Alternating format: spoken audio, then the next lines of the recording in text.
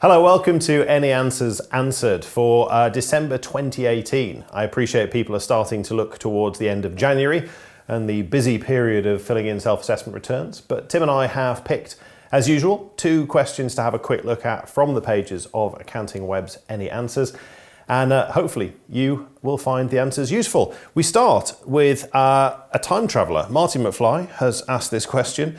It is to do with the tax treatment of closing a company. It is a solvent company, cash assets of approximately £50,000, looking to close down with 3 shareholder directors who have all moved on to other unrelated things.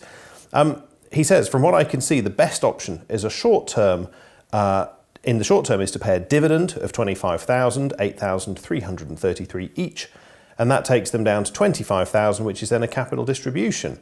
He says, would that be the best way to do it? Or possibly leave the cash in there and gradually take money out until we got down to £25,000.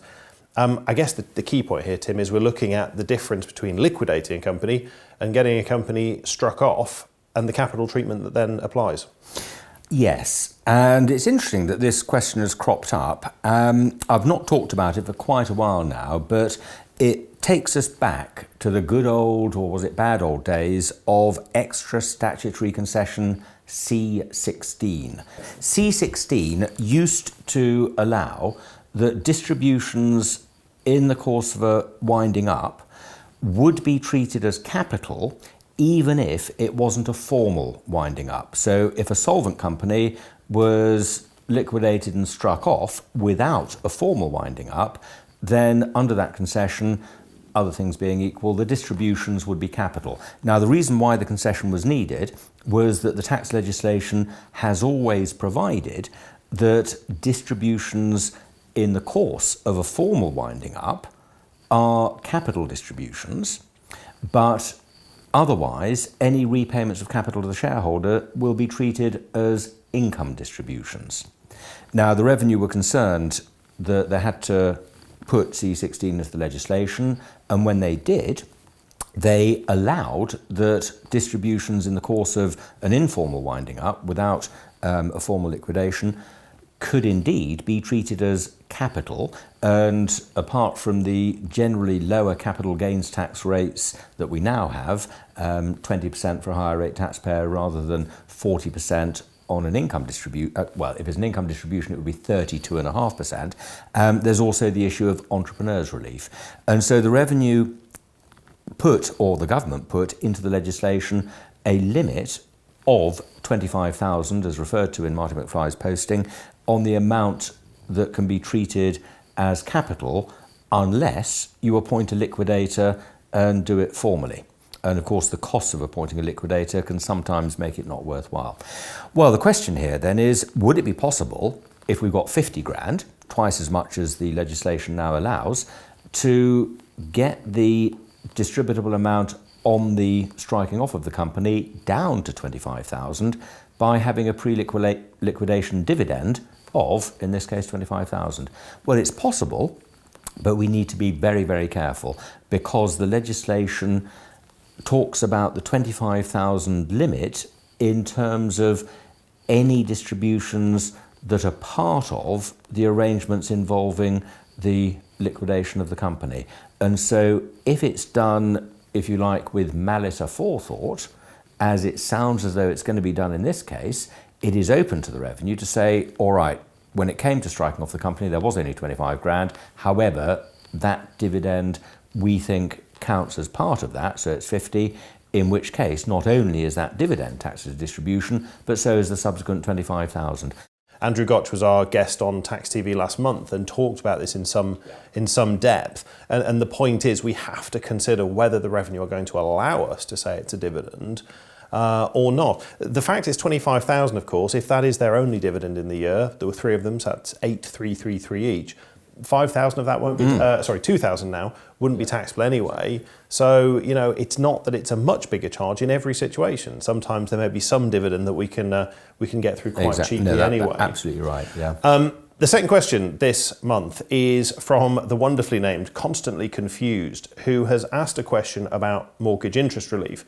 Their situation is very simple. The client has let their property to their son, at below market value. Expenses are therefore restricted such they can't exceed income. They can't generate a loss in that situation.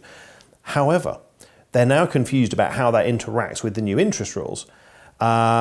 Say she gets rent of £10,000 and pays interest of £10,000. Does she get the £7,500 deduction from rent, then 20% of the £2,500 as a tax reducer? She says, that seems safe. However, what if the figures are instead 9,000 rent and 12,000 interest? Can she get 9,000 being 3/4 of the 12 or not? How do the two rules interact with each other? Well, it's a very interesting question, and it does prompt us to delve a little bit deeper into this finance cost reduction. And what I think the original poster of the question hadn't initially considered was that the 20% tax reduction figure, where we take 20% of, for 17-18, the 25% disallowed interest, for 18-19, the current year, it's a 50% disallowed interest. In fact, we've got to take 20% of the lowest of three figures. And on the information given, we just don't know what all three of those figures might be. The three figures of which we take the lowest and then take 20% of that as a reduction in the total liability are the disallowed interest itself. So if the interest was 10,000 as suggested, 2,500 at 20%, can we have that? But if lower than the 2,500, we take the taxable property profit. So if there were losses brought forward, for example, that could reduce it, but not, I think, in this case. But what would be relevant in this case is the so-called adjusted total income. And we need to know what the mother's other income is, because the ATI, adjusted total income, is defined in section 274AA subsection 6 of ITOIA. It's defined at, or maybe ITA, I think it's ITOIA, it's defined as it's a three-step calculation. You take the total income less any reliefs, could be qualifying loan interest on something else, could be loss relief. Then you exclude from that any savings income and any dividend income.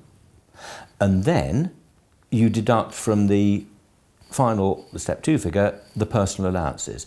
Now, if the mother in this example only has a small amount of other income, her adjusted total income reduced by her personal allowance could get down close to zero, in which case you wouldn't get any 20% reduction at all. So there's a point that hasn't even been raised by the original poster. But let's not lose sight of the original point of the posting. The client is letting the property at below market rent. And so expenses are restricted so that you don't have a loss. So if you're letting it below market rent, you cannot create a loss. Now, the really interesting question there is if the below market rent is 9,000, but the interest is 12, under the old rule, well, before 17-18, 9 less 12 is a loss of 3, but you wouldn't have that loss. You would simply reduce it down to 0. Whereas for 17-18, it's 9 less 3/4 of 12. 9 less 9 is 0. You haven't got a loss, and so you're not restricting the deduction of the interest. Does it restrict the 20% of the 3,000 tax reducer? I don't think it does. No, I don't think it does. So, very interesting. The key rule is that it can't create a loss. And so the first part of the calculation, we've changed what we can deduct within our calculation of the profit or loss, but the rule hasn't changed. You can still get down to 0. And that's the situation here. But as Tim's pointed out, the calculation of those credits, the calculation of these finance restrictions are so important and are already causing all sorts of confusion to people out there. Do make sure you're watching out for this as you prepare those self-assessment returns. That's everything from Any Answers until after Christmas. Have a wonderful Christmas, and we will join you in the new year for some more Any Answers Answered.